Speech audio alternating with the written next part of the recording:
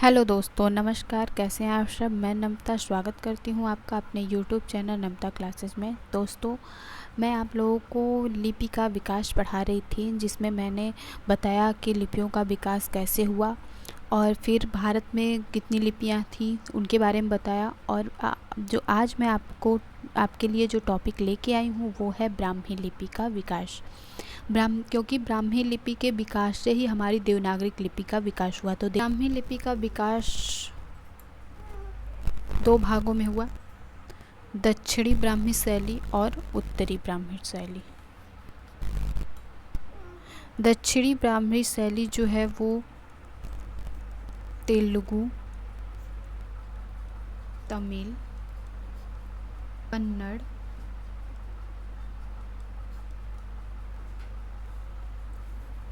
इत्यादि लिपियों का विकास हुआ वो दक्षिणी ब्राह्मी शैली में हुआ।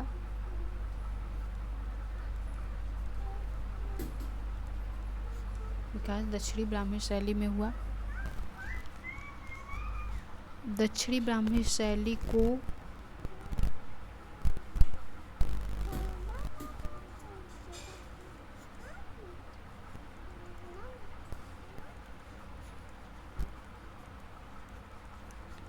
दक्षिणी ब्राह्मी शैली को नांदी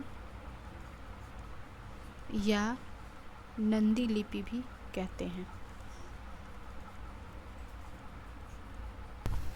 आगे आते हैं उत्तरी ब्राह्मी शैली। उत्तरी ब्राह्मी शैली का जो विकास हुआ वो गुप्त लिपि जो है वो चौथी और 5वीं सदी में विकसित हुआ था।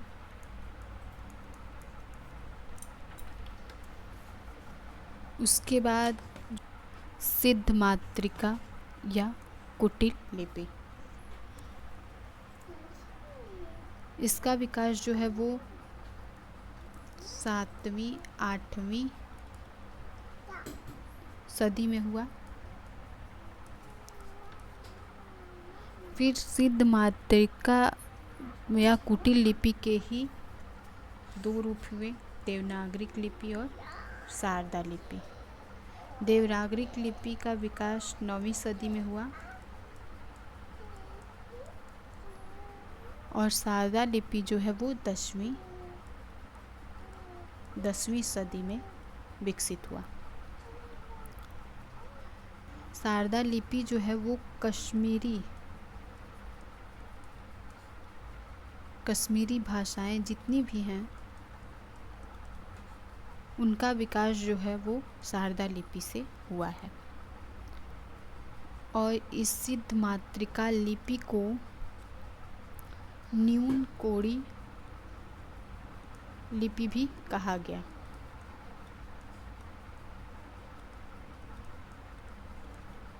न्यून कोड़ी लिपि भी कहा गया। और ये किसने कहा? तो ये प्रोफेसर वूलर ने सिद्ध मातृका लिपि को न्यून कोड़ी लिपि कहा है। सिद्ध मातृका लिपि आगे चलकर कुटिल लिपि हुई और कुटिल लिपि से ही देवनागरिक लिपि का विकास हुआ। तो आई होप आप लोग यहाँ तक समझ गए होंगे। तो देवनागरिक लिपि का जो नामकरण है उसमें विद्वानों में बहुत से मतभेद हैं, लेकिन कुछ टॉपिक पे चर्चा कर लेते हैं। जैसे कुछ लोगों ने गुजरात के नागर ब्राह्मणों द्वारा बोली जाने के कारण इसे देवनागरिक लिपि कहा। ये ज़्यादातर विद्वान इसको मानते हैं।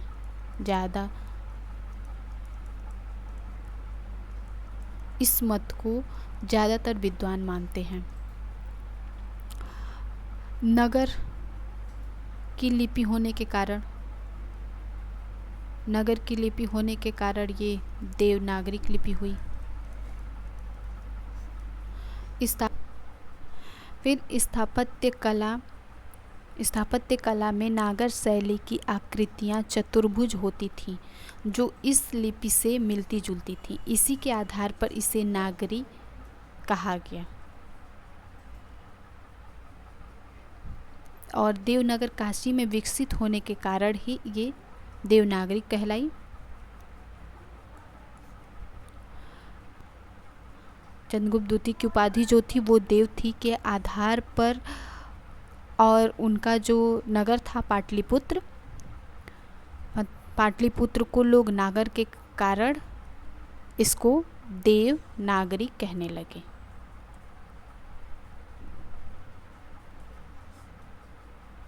स्थापत्य कला में नागर की आकृति चतुर्भुज हुआ करती थी। इसको किसने कहा गया? इसको जो है वो डॉक्टर धीरेन्द्र वर्मा ने कहा है। मतलब उन्हीं था जिसमें सबसे ज़्यादा महत्वपूर्ण जो है वो है गुजरात के नागर ब्राह्मणों द्वारा बोले जाने के कारण ही इसे देवनागरी लिपि कहा गया। तो आगे जान लेते हैं इसका सर्वप्रथम प्रयोग कहाँ हुआ। तो देवनागरी का सर्वप्रथम जो है प्रयोग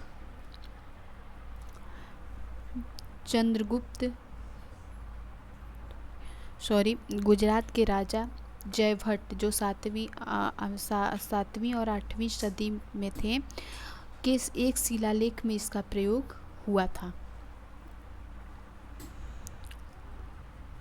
और देवनागरी लिपि जो है वो उत्तर भारतीय लिपि है।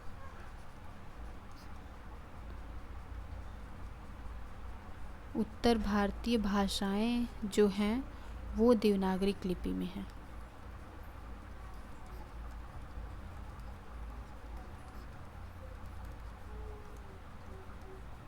फिर आगे आते हैं देवनागरी लिपि की विशेषता पे। तो देवनागरी लिपि की विशेषता जो है वो ये बहुत ही महत्वपूर्ण है। हमारी जो देवनागरी लिपि मतलब हिंदी जो है जिससे देवनागरी लिपि का विकास हुआ, मतलब हिंदी जो है वो देवनागरी लिपि है, माफ़ करिएगा, हिंदी जो है वो देवनागरी लिपि है। और हमारी हिंदी जो है वह वैज्ञानिक लिपि है। इसमें जो हर एक ध्वनि है ना वो वैज्ञानिक है। तो इसी के आधार पे हम चर्चा करेंगे इसकी विशेषताओं के बारे में। तो जो उच्चारण के स्थान पर, उच्चारण के आधार पर ध्वनि चिन्हों का वर्गीकरण हुआ है। जैसे कुछ ध्वनियाँ जो है वो कंठ से,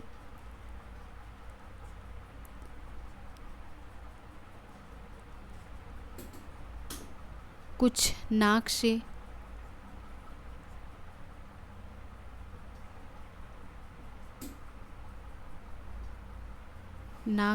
जो है नासिका, और कुछ तालु से तालव्य। तो इस तरह जो ध्वनियों का जो चिन्हों का वर्गीकरण है उनके स्थान जो है उनके आधार पर देवनागरी लिपि का वर्गीकरण किया गया। तो ये समझ गए होंगे आप। फिर आते हैं जो है वो है लिखित और उच्चारित में समानता। जो हम लिखते हैं वही पढ़ते हैं। जैसे हमने यहाँ हिंदी लिख दिया तो हम इसे हिंदी ही पढ़ेंगे, बाकी कुछ और नहीं पढ़ेंगे। और अंग्रेजी में ऐसा होता है कि ओ को ए पढ़ दिया जाता है, ई को हम ई छोटी ई पढ़ते हैं या फिर ए पढ़ते हैं। तो इसमें ऐसा नहीं है, जो हम लिखते हैं वहीं पढ़ते हैं। फिर तीसरा है प्रत्येक ध्वनि के लिए अलग वर्ड। इसमें प्रत्येक ध्वनि के लिए एक अलग से वर्ड होते हैं। मतलब प्रत्येक अक्षर जो है वो, और ये है वैज्ञानिक लिपि। वैज्ञानिक लिपि का इसका वर्ड क्रम वैज्ञानिक है। जो वर्ड है वो उसका क्रम जो है वो वैज्ञानिक है।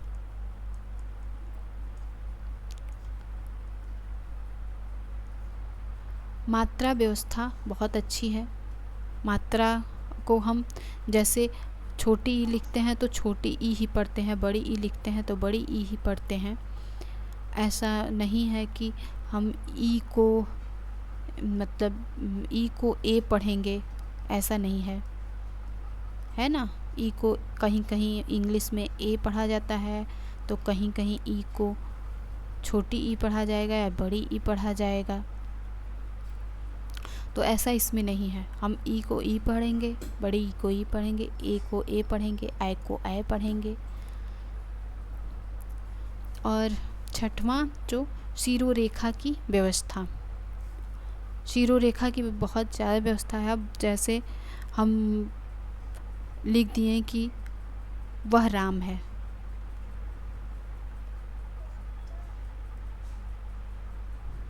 अब इसमें जो शिरोरेखा है वह का अलग है, राम का अलग है का अलग है। अब इसे हम वह राम है एक ही शिरोरेखा देंगे तो ये गलत हो जाएगा। तो आगे जो है वो है संयोजन की प्रवृत्ति। संयोजन की प्रवृत्ति का मतलब है इसमें दो वर्णों को मिलाकर एक वर्ण बने हैं।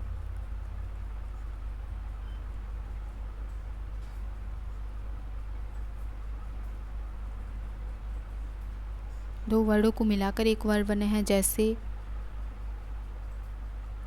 ज, धन, य, धन, य, ज्ञ। फिर स, धन, र, स्र।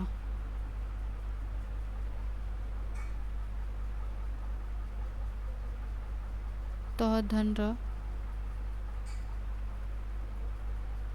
त्र। तो इसलिए इसमें संयोजन की प्रवृत्ति है। और देवनागरी लिपि जो है वो आक्षरिक लिपि है। देवनागरी लिपि जो है वो आक्षरिक लिपि है, आक्षरिक है न कि।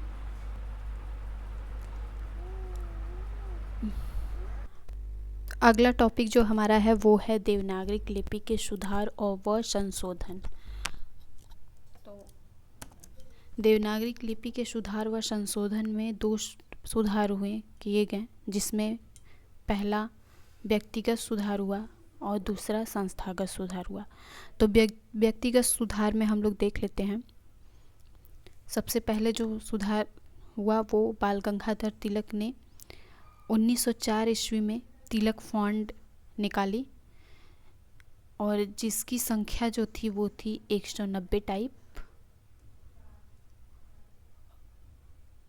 मतलब 1926 टाइपों की छटाई करके जो है वो 190 टाइप में किया गया।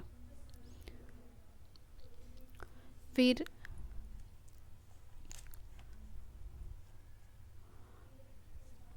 जो महाराष्ट्र के सावरकर बंधु थे, उन्होंने अ की 12 खड़ी तैयार की, जिसका प्रयोग जो है वो गांधी जी ने अपने हरिजन सेवक में, हरिजन सेवक जो उनका पत्र था गांधी जी का, उसमें इसका प्रयोग हुआ अ की 12 खड़ी का। फिर महादेव गोविंद रानाडे ने लिपि सुधार समिति का गठन किया। फिर बाबू श्याम सुंदर दास ने पंचमाक्षर, मतलब पंचमाक्षर जो थे अंग, ड़, इय, न, म, ये पंचमाक्षर के स्थान पर अनुसार का प्रयोग किया।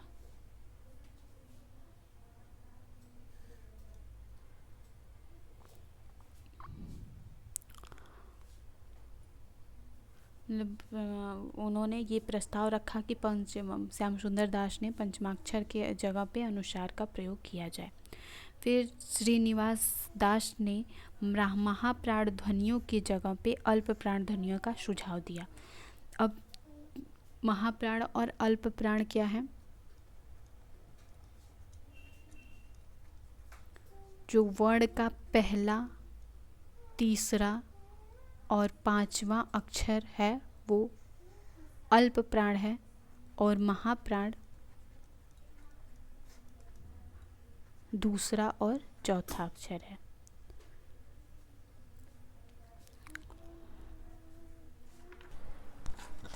आगे हम जो संस्थागत प्रयास हुआ उसके बारे में देख लेते हैं।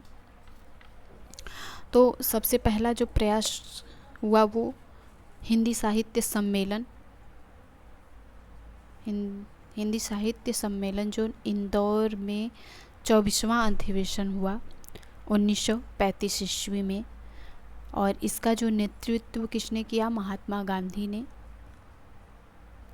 और इसमें जो है नागरिक लिपि सुधार समिति का गठन किया गया। और नागरिक सुधार समिति का जो गठन मतलब नागरिक सुधार समिति का गठन जो मतलब इस समिति के संयोजक जो गठन किया गया, इसके संयोजनकर्ता जो थे वो थे काका कालेलकर। और सम्मेलन में कुल 14 सुझावों को स्वीकार किया गया।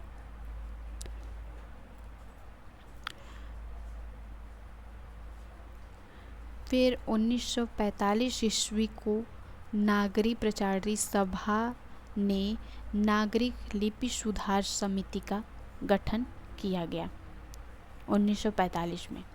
फिर 31 जुलाई 1947 ईस्वी में उत्तर प्रदेश सरकार ने नरेंद्र देव की अध्यक्षता में नागरिक सुधार समिति का गठन किया। इसकी कुल 9 बैठक हुई और समिति ने 25 मई 1949 ईस्वी को अपनी रिपोर्ट प्रस्तुत की गई। फिर 28 नवंबर 1953 ईस्वी को लिपि सुधार परिषद का गठन तत्कालिक उपराष्ट्रपति डॉक्टर सर्वपल्ली राधाकृष्णन की अध्यक्षता में की गई। फिर है डॉक्टर सुनीति कुमार चटर्जी ने देवनागरी लिपि के स्थान पर रोमन लिपि का सुझाव दिया।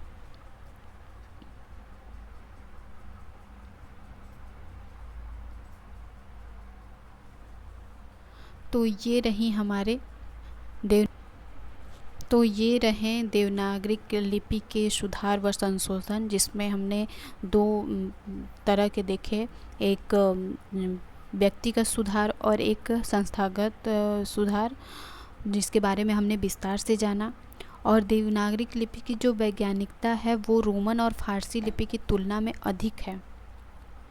जो रोमन और फारसी लिपि की तुलना में यह अधिक वैज्ञानिक है और इसमें जो है वो गुण बहुत ज़्यादा है। देवनागरिक लिपि में जो गुण बहुत ज़्यादा है और जो दोष हैं इसके बहुत ही कम हैं। तो इन बातों का ध्यान रखिएगा। मैं आशा करती हूँ कि आपको वीडियो बहुत पसंद आया होगा, आपके लिए उपयोगी सिद्ध हुआ होगा। और वीडियो को देखने से पहले आप मेरे चैनल को लाइक, सब्सक्राइब, शेयर ज़रूर करें। इससे मेरा हौसला बढ़ेगा और मैं आप लोगों के लिए अच्छे अच्छे टॉपिक लेके आऊँगी। और आशा करती हूँ कि आप सब के एग्ज़ाम की तैयारी बहुत अच्छे से कर रहे होंगे।